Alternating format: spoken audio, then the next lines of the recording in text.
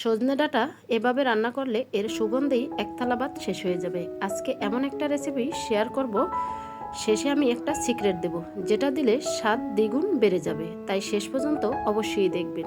আর recipe ভালো লাগলে একটি শেয়ার করে সবাইকে দেখার সুযোগ করে দিবেন। আর চ্যানেলে নতুন হলে চ্যানেলটি সাবস্ক্রাইব করে বেল অন করে রাখতে পারেন নিত্য নতুন সাধারণ সবজি দিয়ে অসাধারণ রেসিপি পাওয়ার জন্য। দেশ অথবা দেশের বাহিরে যে যেখান থেকে আমার ভিডিওটি দেখছেন সবাইকে জানাই অসংখ্য ধন্যবাদ। সবার জন্য অনেক অনেক দোয়া এবং শুভকামনা রইল। হ্যালো এভরিওয়ান, আসসালামু আলাইকুম, welcome back to my channel.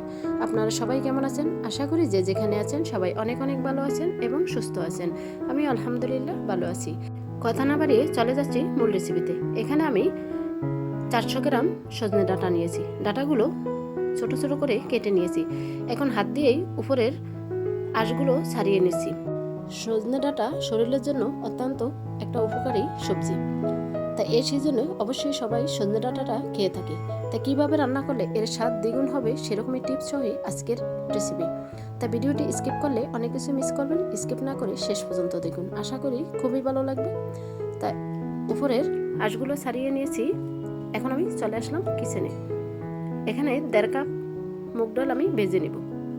তা কী দিয়ে রান্না করলে স্বাদ দ্বিগুণ হবে স্টেপ বাই স্টেপ আপনাদের সাথে শেয়ার করছি। শেষ পর্যন্ত দেখলে আপনিও জেনে বাসায় ট্রাই করতে পারেন। ছোট থেকে বড় সকলেই চেটেপুটে খেতে বাধ্য হবে, এতটাই টেস্টি আর এতটাই মজার। তা 1.5 কাপ মুগ ডাল আমি ভেজে নিব হালকা ব্রাউন কালার করে। ডালটা একটু হালকা ব্রাউন কালার করে ভেজে নিলে স্বাদ কিন্তু দ্বিগুণ হয়ে যাবে। তা ডালটা ভাজা হয়ে গেছে, এখন আমি একটা বাটিতে তুলে নিচ্ছি। এই রান্নাটার শেষে এমন দুটো জিনিস দিলে এর স্বাদ 10 গুণ বেড়ে যাবে, সেই টিপসটাও বলে দিব, তাই শেষ পর্যন্ত অবশ্যই দেখতে হবে। তা ডালগুলো ভাজা হয়ে গেছে, এখন আমি 1 কাপ পরিমাণ পানি দিয়েছি। এখন ভালো করে ডালটা 5 থেকে 7 বার পানি পাল্টিয়ে ধুয়ে নিব। মুগ ডাল দিয়ে যদি কখনো সজনে ডাঁটা খেয়ে না থাকেন, একবার হলেও ট্রাই করবেন। এনে মুগ ডালের সাথে দিয়েছি আমি রুই মাছ, আপনারা যে কোনো মাছ দিয়েও করতে পারেন। তা ডালগুলো 7 থেকে 8 বার পানি পাল্টিয়ে ধুয়ে একটা ছাঁকনিতে ছেঁকে নিয়েছি। এখন এখানে নিয়েছি আমি 4 পিস মাছ। মাছগুলো এত বড় করে দিব না, একটু ছোট ছোট করে কেটে দিব। খেতে কিন্তু এতটাই মজার হয়েছে, আপনারা না খেলে বুঝতেই পারবেন না। তা মাছগুলো আমি একদম ছোট ছোট করে কেটে নিচ্ছি। এই মাছগুলো একটু ম্যারিনেট করে 10 মিনিট রেস্টে রেখে দিলে মাছের স্বাদটা কিন্তু দ্বিগুণ হবে। তা মাছগুলো ছোট করে কেটে নিয়েছি, অফ ক্যামেরায় ধুয়ে নিয়েছি। এখন ম্যারিনেট করার জন্য এক এক করে সবগুলো উপকরণ অ্যাড করে দিব। দিয়ে দিচ্ছি প্রথমে স্বাদ মতো লবণ, 1/2 টেবিল চামচ হলুদের গুঁড়া, 1 টেবিল চামচ কাশ্মীরি মরিচের গুঁড়া, আর দিয়েছি এখানে পরিমাণ মতো সরিষা তেল। এখন ভালো করে ম্যারিনেট করে রেখে দেবো আমি 10 মিনিট।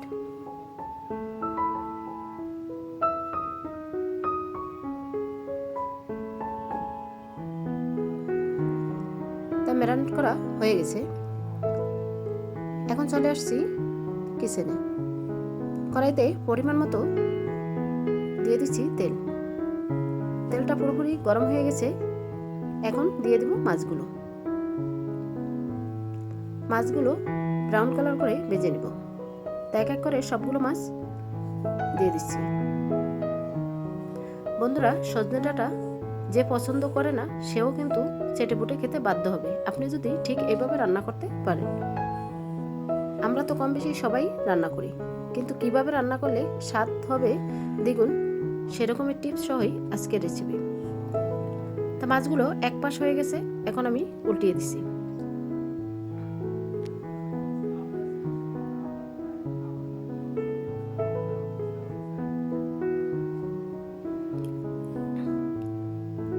মাছগুলো ভাজা হয়ে গেছে, এখন আমি একটা প্লেটে তেল জড়িয়ে মাছগুলো তুলে নিচ্ছি। আর বন্ধুরা, ভিডিওর মাঝে এবং ভয়েসের মাঝে ভুল ত্রুটি হলে ক্ষমার দৃষ্টিতে দেখবেন, আর সবাই সবার জন্য দোয়া করবেন। তা মাছগুলো উঠিয়ে নিয়েছি, এখন আমি দিয়ে দেবো এই তেলের ভিতরে সজনে ডাঁটাগুলো। সজনে ডাঁটা বেজে রান্না করলে এর স্বাদ কতটা হবে, যেটা না করলে আপনি বুঝতেই পারবেন না। অনেকে কিন্তু সজনে ডাঁটা রান্না করে না বেজে, তা বেজে রান্না করে খেয়ে দেখবেন, খেতে কিন্তু ভীষণ টেস্টি হয়। তা এখন দিয়ে দিচ্ছি 1/2 টেবিল চামচ লবণ, 1/2 টেবিল চামচ হলুদের গুঁড়া দিয়ে ব্রাউন কালার করে সজনে ডাঁটাগুলো ভেজে নিব, যাতে বাজার ভিতরেই সিদ্ধ হয়ে যায়। তা এখন হলুদ লবণ দিয়ে একটু নেড়ে চেড়ে নিচ্ছি। আর এই রান্নাটা করার জন্য স্পেশাল একটি মশলা পেস্ট করব, সাথে দিয়ে দিব বাদাম। বাদাম দিয়ে যে মশলাটা রেডি করব, যদি খেয়ে না থাকেন আপনিও এইভাবে মশলাটা পেস্ট করে খেয়ে দেখতে পারেন। তা চুলা লোহিটে দিয়ে সজনে ডাঁটা ভাজার জন্য রেখে চলে আসলাম মশলা পেস্ট করার জন্য। তাই প্রথমে আমি নিয়েছি পরিমাণ মতো আদা কুচি করে নিব। এখন আমি পাটনাতে তুলে নিচ্ছি। তারপরে কুচি করে নিচ্ছি রসুন। এখানে বড় সাইজের একটি রসুন নিয়েছি। রসুনগুলো একদম ছোট ছোট করে কেটে নিচ্ছি। এই মশলাটা অবশ্যই করে দিবেন, তাহলে খেতে কিন্তু ভীষণ টেস্টি হবে। তা রসুনগুলো পাটনাতে তুলে নিচ্ছি কেটে। এখন কেটে নিব 2টি মিডিয়াম সাইজের পেঁয়াজ। তাই পেঁয়াজগুলো একদম ছোট ছোট করে কেটে নিয়েছি। তাই পেঁয়াজগুলো কাটা হয়ে গেছে, বাটনাতে তুলে নিচ্ছি। এখন কেটে নিব মিডিয়াম সাইজের একটি টমেটো। আপনারা টমেটো দিতে না চাইলে টমেটোর সসটা দিতে পারেন। আমি এখানে একটি টমেটো পেস্ট করে দিব, তার জন্য সসটা স্কিপ করেছি। তো টমেটো ছোট ছোট করে কেটে নিয়েছি। এখন বিচিগুলো আমি ফেলে দিব, তার জন্য আমি একটা বাটিতে পানি সহ নিয়েছি। পানিতে টমেটোটা ধুয়ে বিচিগুলো ফেলে দিয়ে পাটনাতে তুলে নিব। টমেটোর বিচিগুলো খেলে শরীরে কিন্তু প্রচুর ব্যথা বেড়ে যায়, তার জন্য টমেটোর বিচি না খাওয়াই শরীরের জন্য অনেক উপকার। এখন আমি কেটে নিব পরিমাণ মতো কাঁচামরিচ। জালের পরিমাণটা আপনারা আপনাদের সুবিধা মতো দিতে পারেন। কাঁচামরিচ কেটে নেওয়া হয়ে গেছে। এখন অ্যাড করে দিছি কাঁচা আস্ত জিরা। তারপরে কেটে নিছি পরিমাণ মতো ধনিয়া পাতা। ধনিয়া পাতা বেটে দিলে ফ্লেভারটা খুবই ভালো আসে। তারপর আমি এখানে দিয়েছি বাদাম। আপনার হাতের কাছে যে কোনো বাদাম থাকলে দিতে পারেন। এখন মশলাটা ভালো করে পেস্ট করে নেব। আপনারা চাইলে শিলপাটায় অথবা ব্লেন্ডারও বেটে নিতে পারেন। আর এই বাদামটা অবশ্যই দেওয়ার চেষ্টা করবেন, তাহলে খেতে কিন্তু ভীষণ টেস্টি হবে। তো এখন সামান্য পরিমাণ পানি দিয়ে মশলাটা একদম মিহি করে পেস্ট করে নিব। তো সময় ধরে একদম মিহি করে পেস্ট করে নিছি। দেখতেই পাচ্ছেন পুরোপুরি পেস্ট হয়ে গেছে। এখন এখানে এক এক করে সবগুলো উপকরণ অ্যাড করব। প্রথমে দিয়ে দিচ্ছি স্বাদমতো লবণ, 1 চামচ কাশ্মীরি মরিচের গুঁড়া, 1/2 চামচ হলুদের গুঁড়া, 1 চামচ ভাজা জিরার গুঁড়া, 1 চামচ ধনিয়ার গুঁড়া। তারপরে দিয়েছি 2 টেবিল চামচ সরিষার তেল দিয়ে এখন ভালো করে মিক্স করে নিব। যে কোনো রান্না করার সময় যদি স্পেশাল একটি মশলা পেস্ট করে নিতে পারেন, তাহলে তরকারির স্বাদ কিন্তু বহুগুণে বেড়ে যাবে। আমরা তো এখন সবাই মশলা পেস্ট করে ফ্রিজে রেখে দিই, তারপরে রান্না করে থাকি। সেটা থেকে সাথে সাথে পেস্ট করে রান্না করলে স্বাদ কিন্তু বহুগুণে বেড়ে যাবে। দেখতেই পাচ্ছেন মশলাটা খুব সুন্দরভাবে পেস্ট করা হয়ে গেছে। চলে আসলাম কিচেনে। সজনে ডাঁটাগুলো দিয়ে চুলা লোহিতে দিয়ে রেখেছি। দেখতেই পাচ্ছেন ডাঁটাগুলো সিদ্ধ হয়ে গেছে। এখন আমি তেল জড়িয়ে একটা প্লেটে তুলে নিচ্ছি। তারপরে আমি ভেজে নিব বড়ি। এখানে এটা ডালের বড়ি নিয়েছি। তো বড়িটাও একদম ব্রাউন কালার করে ভেজে নিতে হবে, তাহলে খেতে কিন্তু ভীষণ টেস্টি হবে। তো ব্রাউন কালার করে ভাজা হয়ে গেছে। এখন সজনে ডাঁটার সাথে তুলে নিচ্ছি। বন্ধুরা, ভিডিওটি স্কিপ না করে শেষ পর্যন্ত দেখুন। আশা করি আপনাদের কাছে আজকের রেসিপি খুবই ভালো লাগবে। বেশি ভালো লাগলে একটি শেয়ার করে সবাইকে দেখার সুযোগ করে দিবেন। আপনাদের একটি লাইক, একটি কমেন্ট, একটি শেয়ার আমাকে ভিডিও করার উৎসাহিত আরও বাড়িয়ে দিচ্ছে। আপনাদের সবাইকে জানাই মন থেকে অনেক অনেক দোয়া এবং ভালোবাসা। তো বড়িগুলো তুলে নিয়ে বাকি তেলের ভিতরে দিয়ে দিচ্ছি সেই স্পেশাল মশলাগুলো। মশলাটা দিয়ে 3 থেকে 4 মিনিট ভেজে নিব, তাহলে আদা রসুনের গন্ধটা থাকবে না। এখন বাটনাটা ধুয়ে সামান্য পরিমাণ পানি দিয়ে দিচ্ছি। পানিটা দিয়ে আবার একটু কষিয়ে নিব। মশলা যত কষাবে ততই কিন্তু তরকারির স্বাদ বেড়ে যাবে। এখন কষিয়ে ঢাকনা দিয়ে ওয়েট করব প্রায় 5 থেকে 7 মিনিট। 7 মিনিট পর ফিরে আসছি।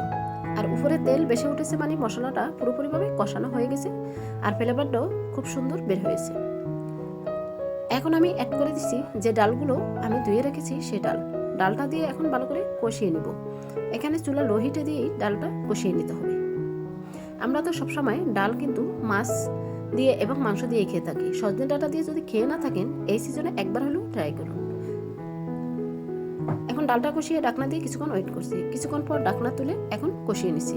কালারটা দেখো বুঝতে পারছেন কতটা লোভনীয় হতে পারে। তাই শেষ পর্যন্ত দেখলে আশা করি আপনাদের কাছেও খুবই ভালো লাগবে। তাই এখানে ডালটা আবারও কিছুক্ষণ কষিয়ে নিছি। কষানো হয়ে গেছে। এখন অ্যাড করে দিছি সজনে ডাঁটা এবং বড়িগুলো দিয়ে আবারও কিছুক্ষণ কষিয়ে নেব। রান্নাতে যত কষিয়ে রান্না করবেন খেতে কিন্তু ভীষণ টেস্টি হবে। গরম দোয়া ওঠা ভাতের সাথে এরকম একটা মজাদার সবজি হলে আর কোনো কিছুই প্রয়োজন হবে না, কষা মাংসকেও হার মানাবে।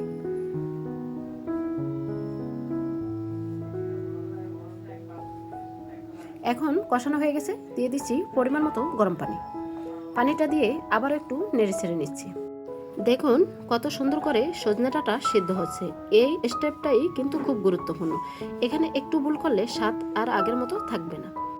আর রান্নার শেষেই আমি একটা জিনিস মেশাবো, সেটা দিলে কিন্তু এই সজনে ডাঁটার আসল স্বাদ চলে আসবে।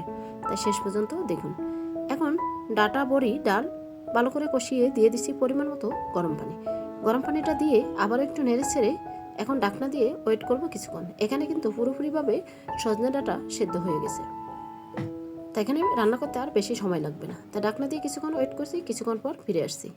আর কালারটা দেখেই বুঝতে পারছেন কতটা লোভনীয় হয়েছে। এইভাবে রান্না করে রুটি, পরোটা অথবা গরম ভাতের সাথে রাখতে পারেন। তারপরে অ্যাড করে দিছি ভেজে রাখা মাছগুলো। তারপরে অ্যাড করে দিছি 2টি টমেটো কুচি দিয়ে এখন আবারও নেড়ে ছেড়ে চুলা লো হিটে দিয়ে রেখে দিব কিছুক্ষণ, যাতে টমেটোটা সিদ্ধ হয় এবং মাছের ভিতরে জলটাও গিয়ে মাছটা একদম সফট হয়ে যায়। তাই নেড়ে ছেড়ে ঢাকনা দিয়ে আবারও কিছুক্ষণ রেখে দিচ্ছি। কিছুক্ষণ পর ফিরে আসছি। রান্নাটা পুরোপুরি কমপ্লিট হয়ে গেছে। এখানে জলটা একদম শুকিয়ে গেছে, মাখো মাখো ঝোল থাকবে, খেতে কিন্তু ভীষণ টেস্টি হয়েছে। তা আবার একটু নেড়ে ছেড়ে আপনাদেরকে দেখিয়ে দিচ্ছি, ডালটাও কিন্তু পুরোপুরি সিদ্ধ হয়ে গেছে, একদম গলে যায় না। আর এইভাবে আপনারাও একবার ট্রাই করতে পারেন। তারপরে অ্যাড করে দিয়েছি ধনেপাতা কুচি। ধনেপাতা কুচি দিয়ে একটু হালকা করে নেড়ে ছেড়ে দিয়েছি।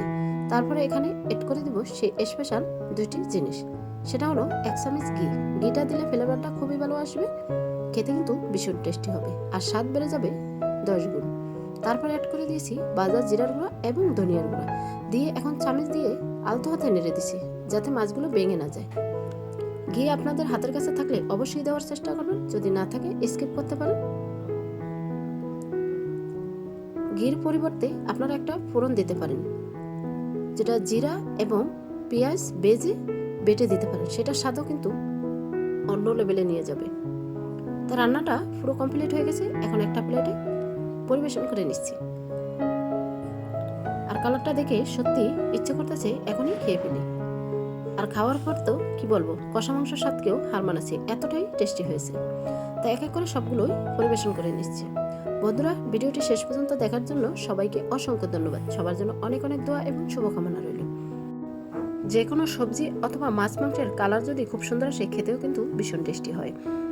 আমরা রান্নাটা খুব যত্ন সহকারে করে থাকি, তাই খাওয়ার সময় খুব তৃপ্তি সহকারে পরিবারের সবাই খেয়ে প্রশংসা করে। আর প্রশংসা করলে মনে হয় যে আরও সুন্দর করে রান্নার চেষ্টা করি। আজকের মতো বিদায় নিচ্ছি, আবারও দেখা হবে নেক্সট রেসিপির সাথে। আসসালামু আলাইকুম, আল্লাহ হাফেজ।